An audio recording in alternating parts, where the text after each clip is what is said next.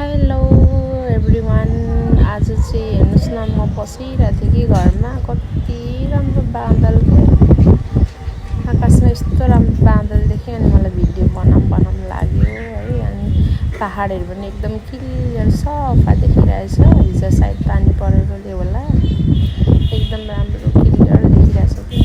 कस्तो भिडियो बनाउनु मन लाग्यो क्या मलाई। हेर्नुहोस् न, एकदम सेतो बादल।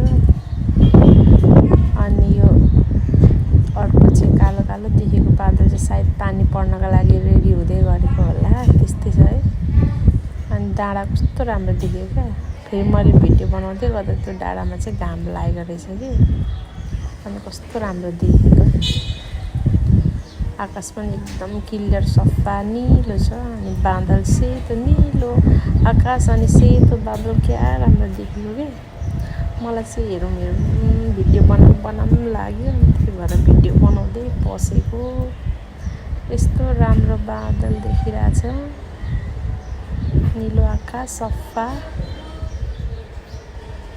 मलाई चाहिँ यसो आकाशतिर हेरेको कि कस्तो भिडियो बनाउनु मन लाग्यो।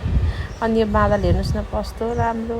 यो बादल चाहिँ कि घरि म गुडिया जस्तो देख्छु, घरि केही जनावरहरू जस्तो देख्छु। बादलभित्र हेरिराख्यो भने चरा पनि उडिरहेको छ, जुम गर्दै पनि। यो सेतो बादलको थुप्रोहरूमा चाहिँ कि म हेरिराख्दाखेरि जस घरि मान्छेको आकार देख्छु है, घरि जनावरहरू जस्तो देख्छु, घरि यसो